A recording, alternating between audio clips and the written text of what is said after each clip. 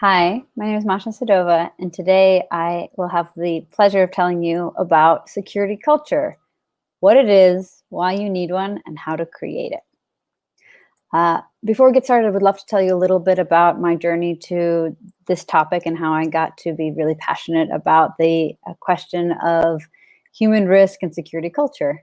I started my career in security over 16 years ago, initially working as a cyber analyst for the defense community. I'm originally from Russia, and so get the chance to work on Russian cyber threats was a really exciting part of my career journey. In 2012, I had the opportunity of starting the security engagement team at Salesforce, where I ran it for about 5 years.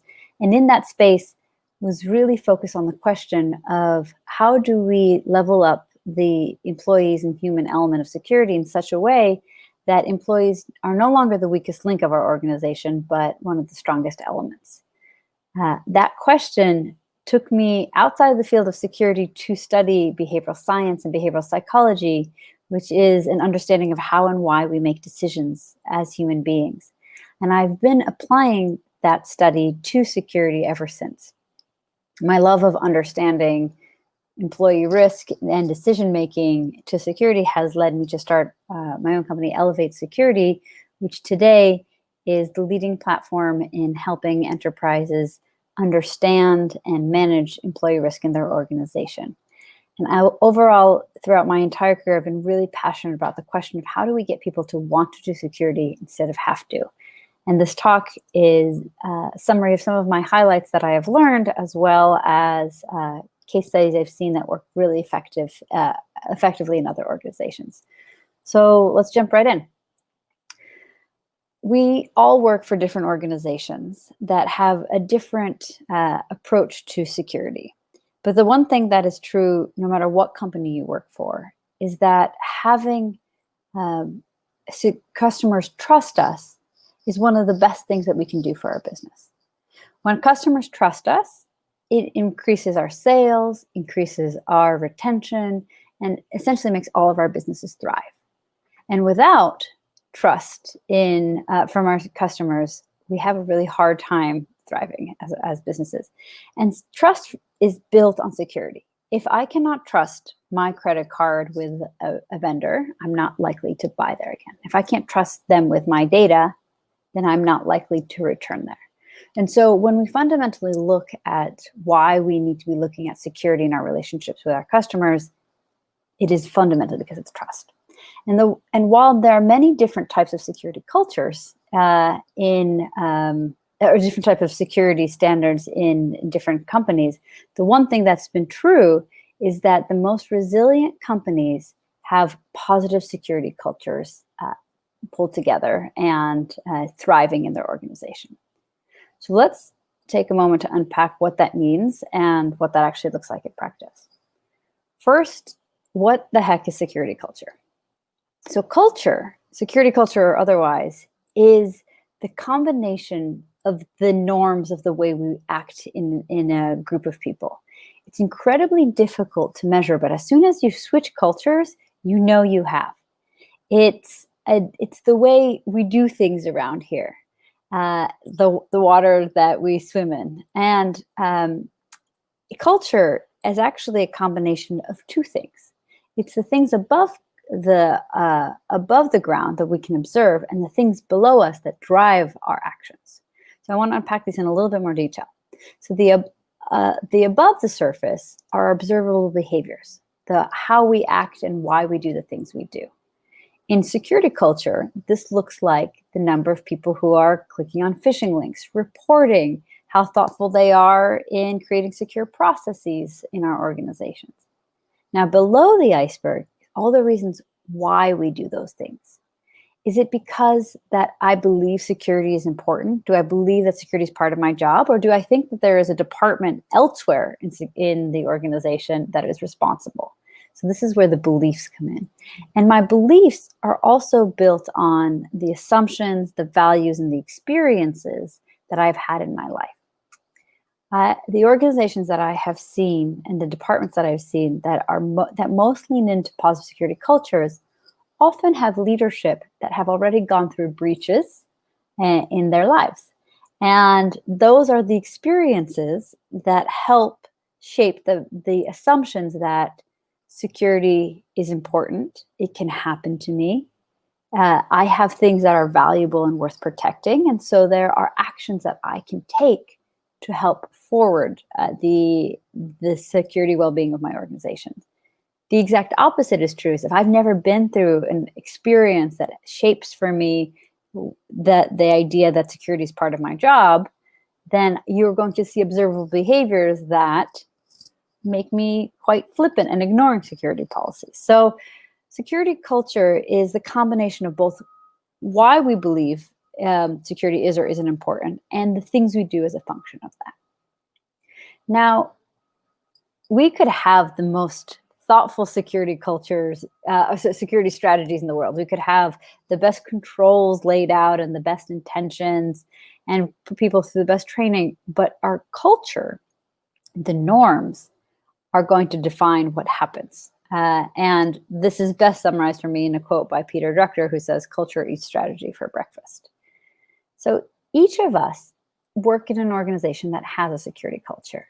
Some of us have a positive security culture, and some of us have a negative security culture. So let me explain what it means to have a positive or a negative one.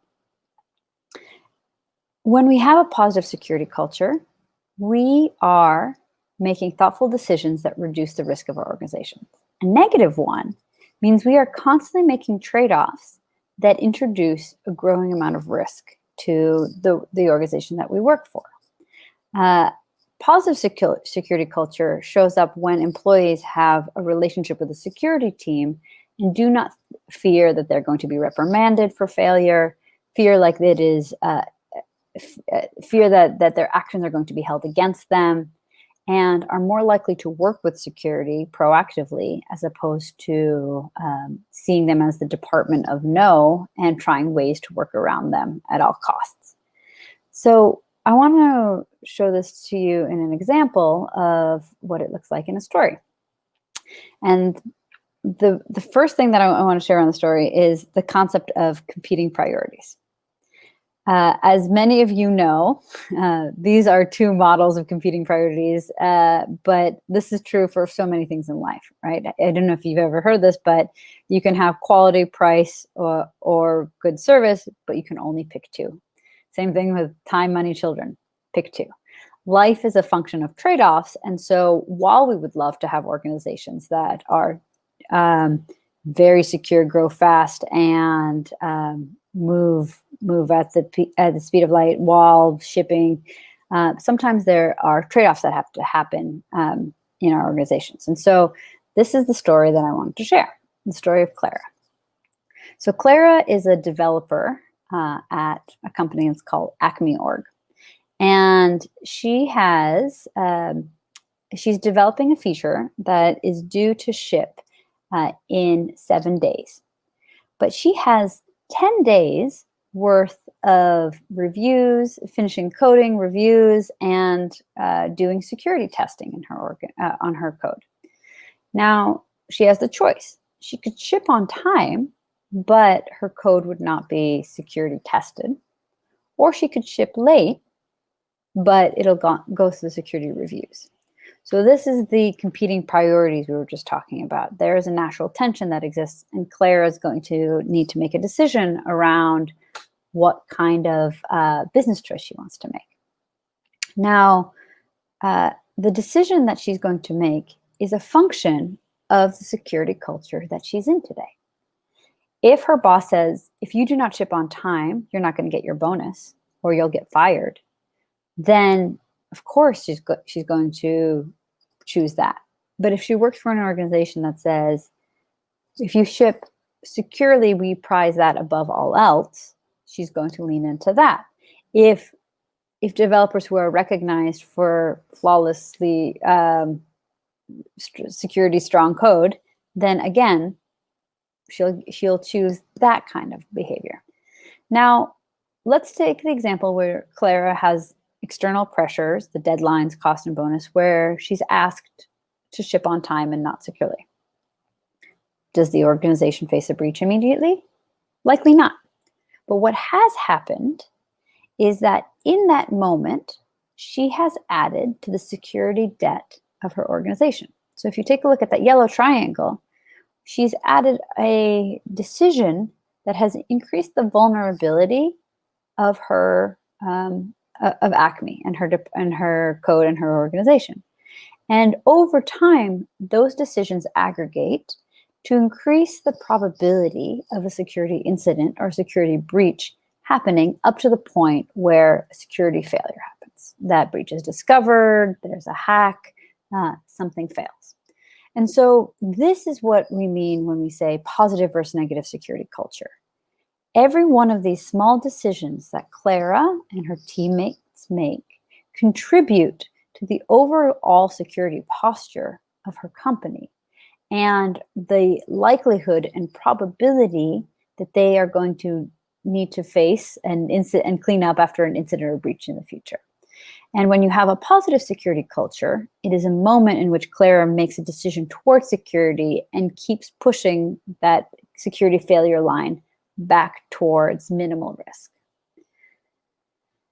Now, we understand that there is an environment in which Clara has to make these trade-offs, good and bad.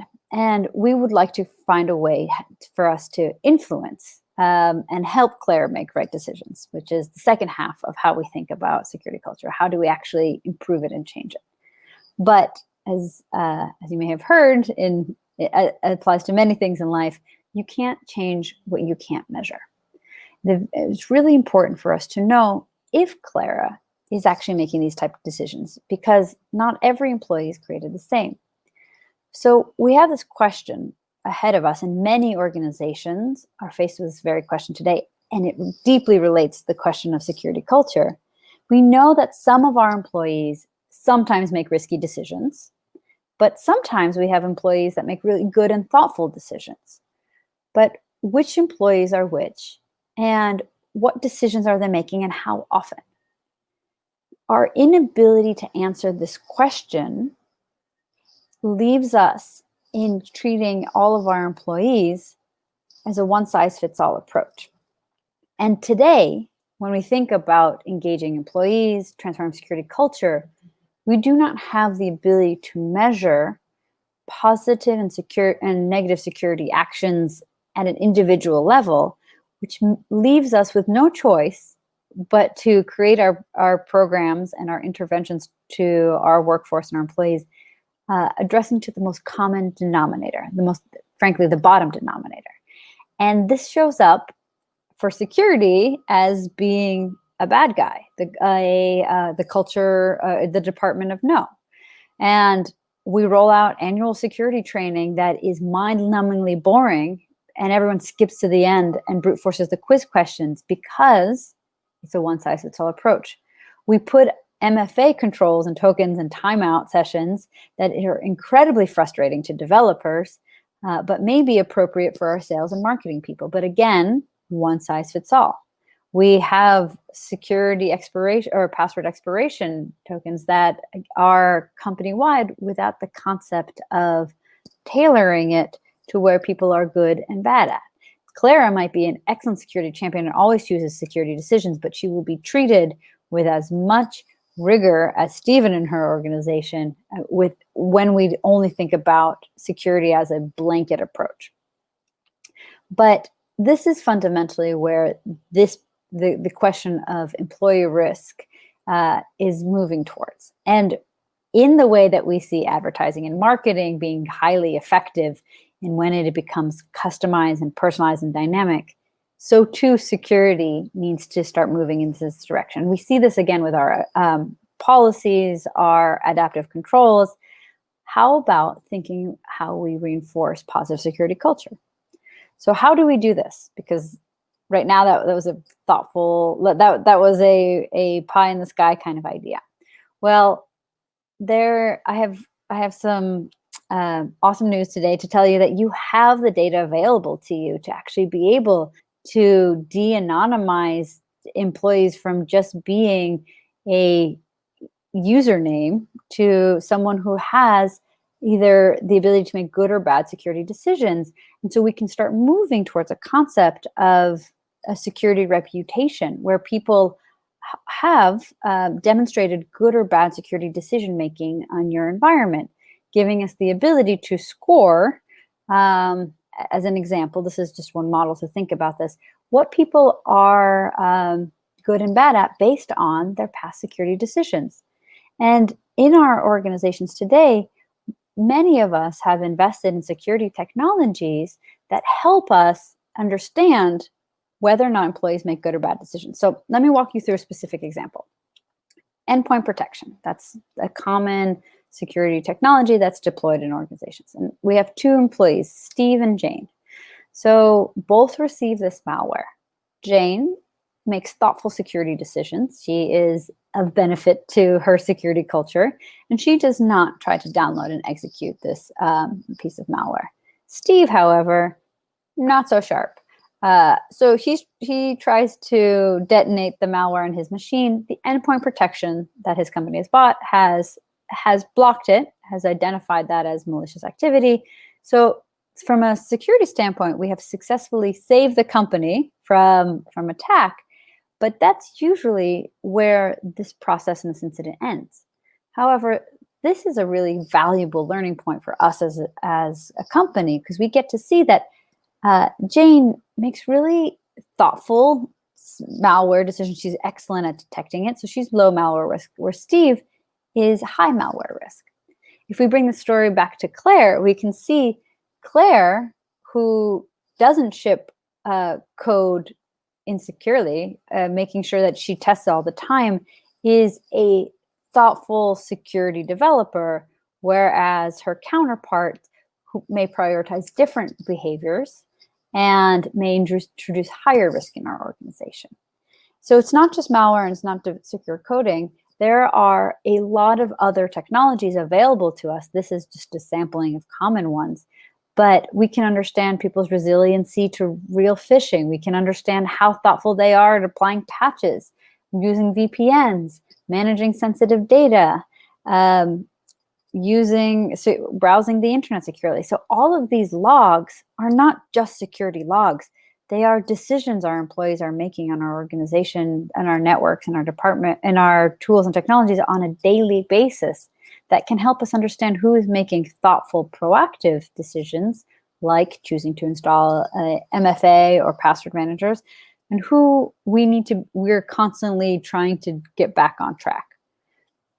So this allows us to create a much more tailored understanding of every employee's strengths and weaknesses, which is a really key ingredient to getting to the next and last piece I want to share with you, which is behavior change. So we want to create a culture, a positive culture, where employees are making good security decisions and reinforcing the type of security culture we want, so that we are introducing less risk in our organization. We've gotten to an understanding of how we can understand where employees are making good and bad security decisions. How do we actually influence them to do something different, though? And this is where the study of behavior change comes in. So behavioral science has a formula based out of the work of Dr. B.J. Fogg and Stanford University. And it says that 3 elements are required to exist at the exact same time for any one of us to change a habit or to do an action, to do a behavior. And that is the motivation to do it, the ability to do it, and the prompt, a reminder. And I want to unpack motivation and ability with you all. So let's move into the model. The interesting thing about the model is motivation and ability have actually an inverse relationship. So the harder that something is to do, the higher the motivation you need to do it. The easier something is to do, the lower the motivation. Makes sense, right? If I don't really want to do something, but it's really a piece of cake, I'll go do it. But if I really want to go do something, and even if it's hard, I'll still go do it. So when the trigger, the thing that reminds us and says, hey, Masha, it's time to go running, happens, if I have 2 working feet and I'm really in a really awesome goal that I'm trying to get to from a fitness perspective, I'm likely to go run. But if I'm not feeling great, not a good chance. So let's look at the first end of the way we can influence behavior change, and that is to make something easy to do. And there are a couple of ways, there's a couple of behaviors I want to walk through around what it looks like to make it hard versus easy. So one security practice that we roll out to all people, let's do to all of our employees, is asking them to have secure passwords for all sites. It is cognitively very hard to ask people to have 40 unique passwords with complex characters. It is much easier to use a password manager. And so when we ask for a behavior to happen, it's much more recommended to push a password manager as opposed to a harder practice like cognitive load memory retention of passwords. The second one is report suspicious activities. Many of you probably work in organizations that say, hey, when something suspicious happens in your organization, please send us an email. If you do not have a cleaned up process, send us an email. What was that URL? Like, what was that email address? What do they need from me? Do I just forward it? Do I need to download an attachment? What's the thing that I need to do? Easy is, here's the button, click it, we'll do it for you. So applying automation where possible to these type of security actions is going to make the cognitive ask so much lighter for our employees.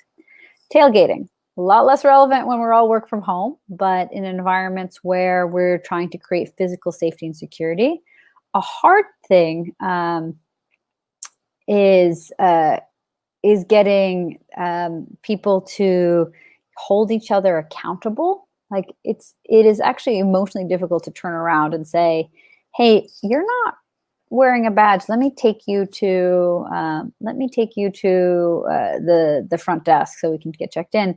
It's easier to be able to install technology, and realizing these two should be switched on the slide, but they should be, it's easier to install technology where you just swipe in after you and you've made that happen. However, that may not always be the case, physical requirements in an office. So you may actually have to choose to invest in social accountability. So that's a little bit about how we can use technology to make security decisions, security behaviors, security actions that we're trying to motivate or trying to get people to change even easier. The next thing is motivation. And this is an area that is very largely untapped for the security space. We think about ability almost always. We think that if we give people more training, they'll know what to do, and all of a sudden they'll go do the action. Often we completely overlook how motivated someone is to do something. And it's important to realize that the employees in our organization are not as motivated to do security as we are. They are hired to be excellent at marketing or in sales. They're hired to be excellent network engineers. They are not hired to be in security. Otherwise, they would already be on the security team. And so they're not created equal. And so we need to tap into motivation they have for other things to get them to buy into the ask that we have of them. And when we think about motivation, we need to think about extrinsic and intrinsic reward. Intrinsic is the things that light me up internally, and extrinsic is the things the outside pull, so the money or punishment. And Daniel Pink in his book Drive unpacks this in a lot of detail, but he says, and a lot of work, research work backs this up, that people are much more motivated to do great work based on intrinsic reward. And so there's a couple of ways that reward, extrinsic and intrinsic, can show up in our organizations. Status, like leaderboards; competitions, like capture the flag; altruism, tying employee actions to something bigger than themselves, like asking them or letting them know that they've saved the company from this type of breach; access, so if you securely check in code 6 months straight, maybe you get access to a lockpicking class or virtual coffee with the CEO. And sometimes just straight up achievement, so giving people recognition and call outs for great behavior.